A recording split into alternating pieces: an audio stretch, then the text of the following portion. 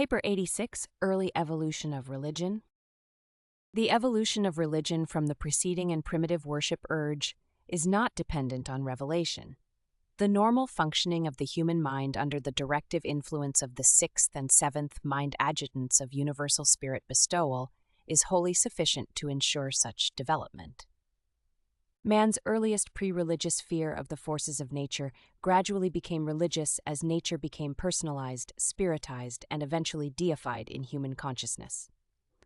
Religion of a primitive type was therefore a natural biologic consequence of the psychologic inertia of evolving animal minds after such minds had once entertained concepts of the supernatural.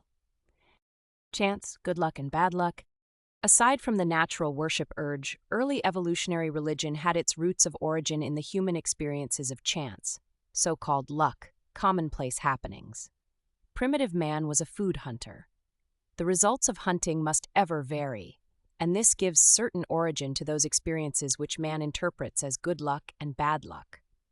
Mischance was a great factor in the lives of men and women who lived constantly on the ragged edge of a precarious and harassed existence. The limited intellectual horizon of the savage so concentrates the attention upon chance that luck becomes a constant factor in his life. Primitive Urantians struggled for existence, not for a standard of living. They lived lives of peril in which chance played an important role. The constant dread of unknown and unseen calamity hung over these savages as a cloud of despair which effectively eclipsed every pleasure. They lived in constant dread of doing something that would bring bad luck. Superstitious savages always feared a run of good luck. They viewed such good fortune as a certain harbinger of calamity. This ever-present dread of bad luck was paralyzing. Why work hard and reap bad luck, nothing for something, when one might drift along and encounter good luck, something for nothing? Unthinking men forget good luck, take it for granted, but they painfully remember bad luck. Early man lived in uncertainty and in constant fear of chance. Bad luck. Life was an exciting game of chance. Existence was a gamble. It is no wonder that partially civilized people still believe in chance and evince lingering predispositions to gambling. Primitive man alternated between two potent interests, the passion of getting something for nothing and the fear of getting nothing for something. And this gamble of existence was the main interest and the supreme fascination of the early savage mind. The later herders held the same views of chance and luck, while the still later agriculturists were increasingly conscious that crops were immediately influenced by many things over which man had little or no control. The farmer found himself the victim of drought, floods, hail, storms, pests, and plant diseases, as well as heat and cold. And as all of these natural influences affected individual prosperity, they were regarded as good luck or bad luck. This notion of chance and luck strongly pervaded the philosophy of all ancient peoples. Even in recent times, in the wisdom of Solomon, it is said, "I returned and saw that the race is not to the swift, nor the battle to the strong, neither bread to the wise, nor riches to men of understanding, nor favor to men of skill, but fate and chance befall them all. For man knows not his fate. As fishes are taken in an evil net, and as birds are caught in a snare, so are the sons of men snared in an evil time when it falls suddenly upon them." The personification of chance. Anxiety was a natural state of the savage mind. When men and women fall victims to excessive anxiety, they are simply reverting to the natural estate of their far distant ancestors. And when anxiety becomes actually painful, it inhibits activity and unfailingly institutes evolutionary changes in biologic adaptations. Pain and suffering are essential to progressive evolution. The struggle for life is so painful that certain backward tribes even yet howl and lament over each new sunrise. Primitive man constantly asked, "Who is tormenting me?" Not finding a material source for his miseries, he settled upon a spirit explanation. And so was religion born of the fear of the mysterious, the awe of the unseen, and the dread of the unknown. Nature fear thus became a factor in the struggle for existence, first because of chance, and then because of mystery. The primitive mind was logical but contained few ideas for intelligent association. The savage mind was uneducated, wholly unsophisticated. If one event followed another, the savage considered them to be cause and effect. What civilized man regards as superstition was just plain ignorance in the savage. Mankind has been slow to learn that there is not necessarily any relationship between purposes and results. Human beings are only just beginning to realize that the reactions of existence appear between acts and their consequences. The savage strives to personalize everything intangible and abstract, and thus both nature and chance become personalized as ghosts, spirits, and later on as gods. Man naturally tends to believe that which he deems best for him, that which is in his immediate or remote interest. Self-interest largely obscures logic. The difference between the minds of savage and civilized men is more one of content than of nature, of degree, rather than of quality. But to continue to ascribe things difficult of comprehension to supernatural causes is nothing less than a lazy and convenient way of avoiding all forms of intellectual hard work. Luck is merely a term coined to cover the inexplicable in any age of human existence. It designates those phenomena which men are unable or unwilling to penetrate. Chance is a word which signifies that man is too ignorant or too indolent to determine causes. Men regard a natural occurrence as an accident or as bad luck only when they are destitute of curiosity and imagination, when the races lack initiative and adventure. Exploration of the phenomena of life sooner or later destroys man's belief in chance, luck, and so-called accidents, substituting therefore a universe of law and order wherein all effects are preceded by definite causes. Thus is the fear of existence replaced by the joy of living. The savage looked upon all nature as alive, as possessed by something. Civilized man still kicks and curses those inanimate objects which get in his way and bump him. Primitive man never regarded anything as accidental, always was everything intentional. To primitive man, the domain of fate, the function of luck, the spirit world, was just as unorganized and haphazard as was primitive society. Luck was looked upon as the whimsical and temperamental reaction of the spirit world, later on as the humor of the gods. But all religions did not develop from animism. Other concepts of the supernatural were contemporaneous with animism, and these beliefs also led to worship. Naturalism is not a religion, it is the offspring of religion. Death, the inexplicable. Death was the supreme shock to evolving man, the most perplexing combination of chance and mystery. Not the sanctity of life, but the shock of death inspired fear, and thus effectively fostered religion. Among savage peoples, death was ordinarily due to violence, so that non-violent death became increasingly mysterious. Death as a natural and expected end of life was not clear to the consciousness of primitive people, and it has required age upon age for man to realize its inevitability.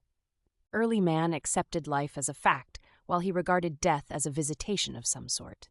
All races have their legends of men who did not die, vestigial traditions of the early attitude toward death.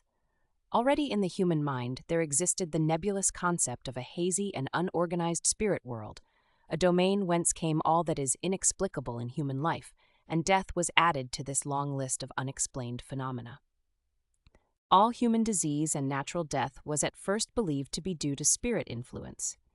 Even at the present time, some civilized races regard disease as having been produced by the enemy and depend upon religious ceremonies to effect healing.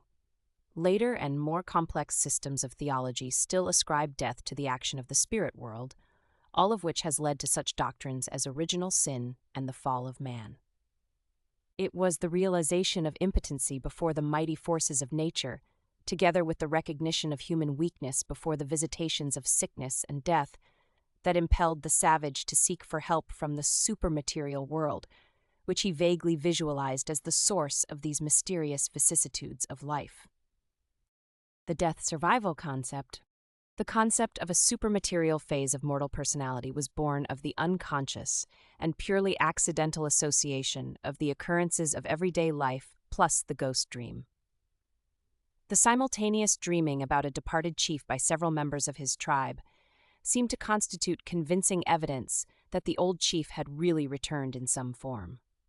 It was all very real to the savage who would awaken from such dreams reeking with sweat, trembling, and screaming.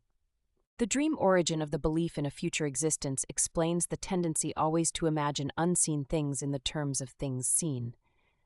and presently this new dream ghost future life concept began effectively to antidote the death fear associated with the biologic instinct of self-preservation. Early man was also much concerned about his breath, especially in cold climates, where it appeared as a cloud when exhaled. The breath of life was regarded as the one phenomenon which differentiated the living and the dead. He knew the breath could leave the body, and his dreams of doing all sorts of queer things while asleep convinced him that there was something immaterial about a human being. The most primitive idea of the human soul, the ghost, was derived from the breath dream idea system. Eventually, the savage conceived of himself as a double, body and breath. The breath minus the body equaled a spirit, a ghost.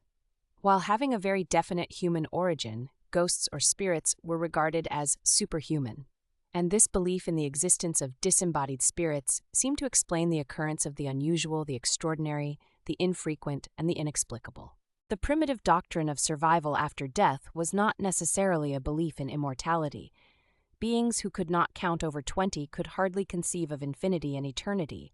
They rather thought of recurring incarnations. The Orange race was especially given to belief in transmigration and reincarnation. This idea of reincarnation originated in the observance of hereditary and trait resemblance of offspring to ancestors. The custom of naming children after grandparents and other ancestors was due to belief in reincarnation. Some later-day races believed that man died from 3 to 7 times. This belief, residual from the teachings of Adam about the mansion worlds, and many other remnants of revealed religion, can be found among the otherwise absurd doctrines of 20th century barbarians.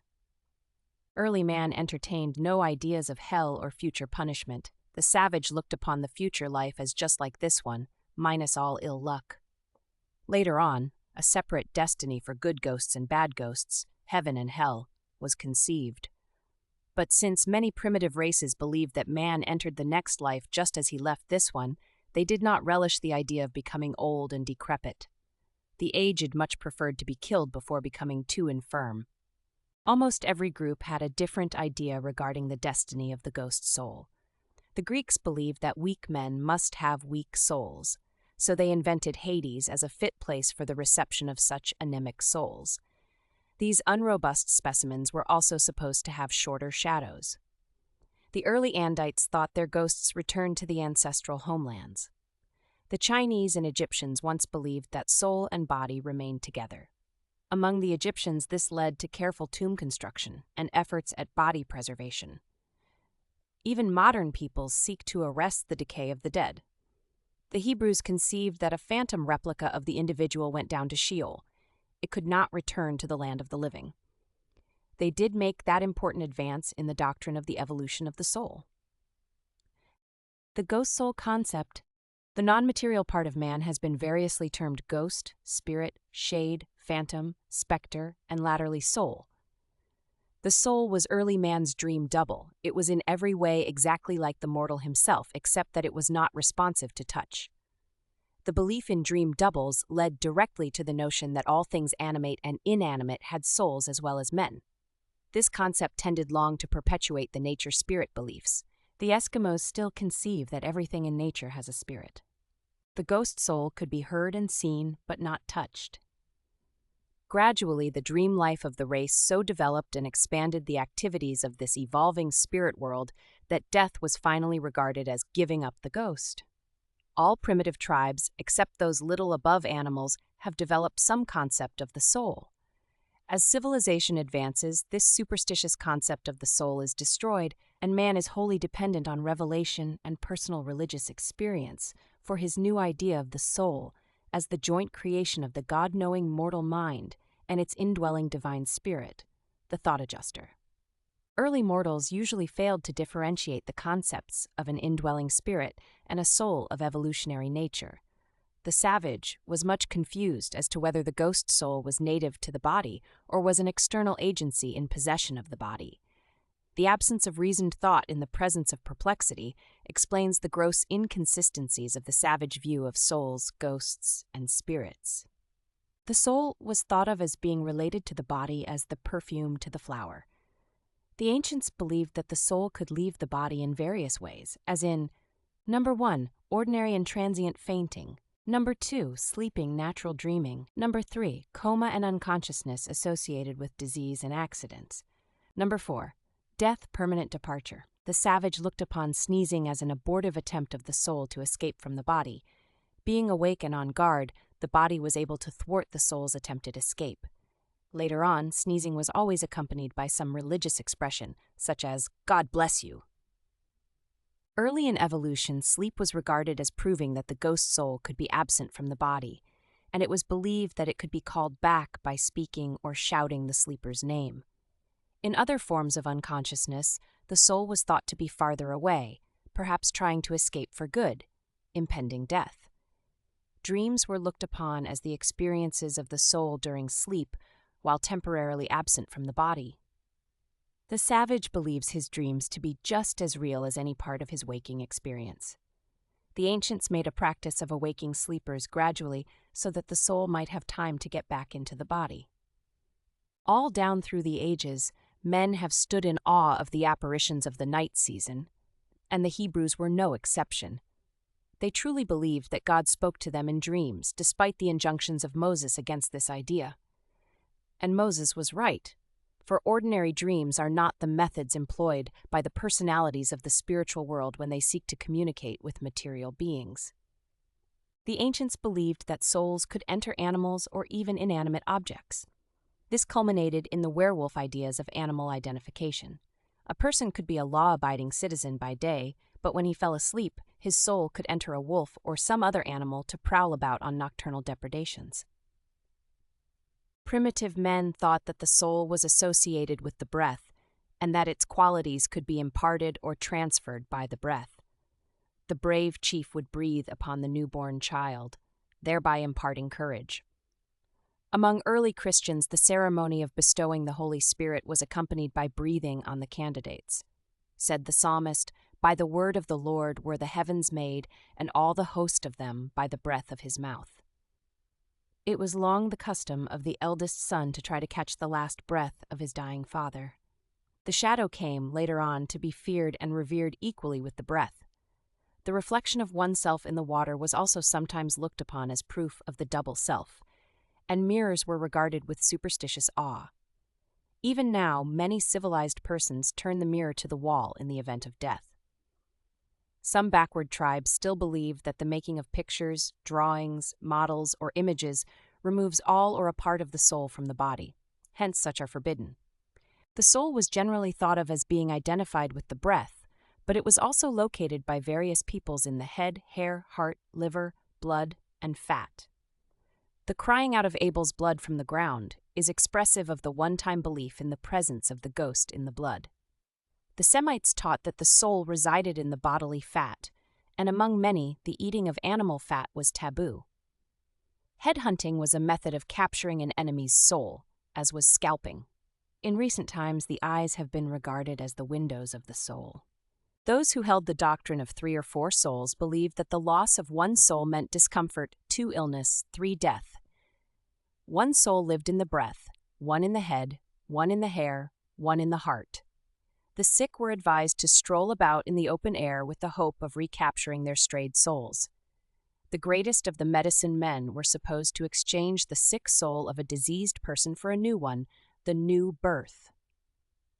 The children of Badanan developed a belief in 2 souls, the breath and the shadow. The early Nodite races regarded man as consisting of 2 persons, soul and body. This philosophy of human existence was later reflected in the Greek viewpoint.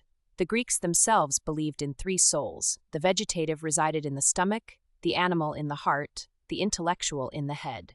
The Eskimos believe that man has 3 parts, body, soul, and name. The ghost spirit environment. Man inherited a natural environment, acquired a social environment, and imagined a ghost environment. The state is man's reaction to his natural environment, the home to his social environment, the church to his illusory ghost environment. Very early in the history of mankind, the realities of the imaginary world of ghosts and spirits became universally believed, and this newly imagined spirit world became a power in primitive society. The mental and moral life of all mankind was modified for all time by the appearance of this new factor in human thinking and acting. Into this major premise of illusion and ignorance, mortal fear has packed all of the subsequent superstition and religion of primitive peoples. This was man's only religion up to the times of revelation, and today many of the world's races have only this crude religion of evolution. As evolution progressed, good luck became associated with good spirits and bad luck with bad spirits.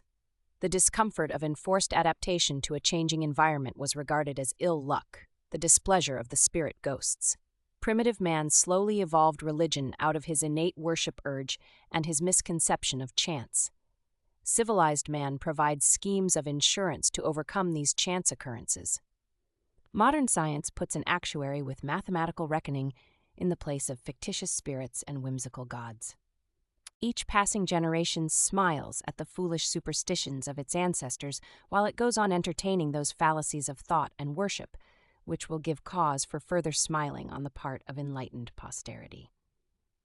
But at last, the mind of primitive man was occupied with thoughts which transcended all of his inherent biologic urges. At last, man was about to evolve an art of living based on something more than response to material stimuli. The beginnings of a primitive philosophic life policy were emerging. A supernatural standard of living was about to appear. For if the spirit ghost in anger visits ill luck and in pleasure good fortune, then must human conduct be regulated accordingly. The concept of right and wrong had at last evolved, and all of this long before the times of any revelation on earth. With the emergence of these concepts, there was initiated the long and wasteful struggle to appease the ever-displeased spirits, the slavish bondage to evolutionary religious fear, that long waste of human effort upon tombs, temples, sacrifices, and priesthoods. It was a terrible and frightful price to pay, but it was worth all it cost, for man therein achieved a natural consciousness of relative right and wrong. Human ethics was born. The function of primitive religion. The savage felt the need of insurance, and he therefore willingly paid his burdensome premiums of fear, superstition, dread, and priest gifts toward his policy of magic insurance against ill luck. Primitive religion was simply the payment of premiums on insurance against the perils of the forests. Civilized man pays material premiums against the accidents of industry and the exigencies of modern modes of living. Modern society is removing the business of insurance from the realm of priests and religion, placing it in the domain of economics. Religion is concerning itself increasingly with the insurance of life beyond the grave. Modern men, at least those who think, no longer pay wasteful premiums to control luck. Religion is slowly ascending to higher philosophic levels in contrast with its former function as a scheme of insurance against bad luck. But these ancient ideas of religion prevented men from becoming fatalistic and hopelessly pessimistic. They believed they could at least do something to influence fate. The religion of ghost fear impressed upon men that they must regulate their conduct, that there was a supermaterial world which was in control of human destiny. Modern civilized races are just emerging from ghost fear as an explanation of luck and the commonplace inequalities of existence. Mankind is achieving emancipation from the bondage of the ghost spirit explanation of ill luck. But while men are giving up the erroneous doctrine of a spirit cause of the vicissitudes of life, they exhibit a surprising willingness to accept an almost equally fallacious teaching, which bids them attribute all human inequalities to political misadaptation, social injustice, and industrial competition. But new legislation, increasing philanthropy, and more industrial reorganization, however good in and of themselves, will not remedy the facts of birth and the accidents of living. Only comprehension of facts and wise manipulation within the laws of nature will enable man to get what he wants and to avoid what he does not want. Scientific knowledge, leading to scientific action, is the only antidote for so-called accidental ills. Industry, war, slavery, and civil government arose in response to the social evolution of man in his natural environment. Religion similarly arose as his response to the illusory environment of the imaginary ghost world. Religion was an evolutionary development of self-maintenance, and it has worked, notwithstanding that it was originally erroneous in concept and utterly illogical. Primitive religion prepared the soil of the human mind by the powerful and awesome force of false fear for the bestowal of a bona fide spiritual force of supernatural origin, the thought adjuster. and the divine adjusters have ever since labored to transmute God-fear into God-love. Evolution may be slow, but it is unerringly effective. Presented by an evening star of Nebadon.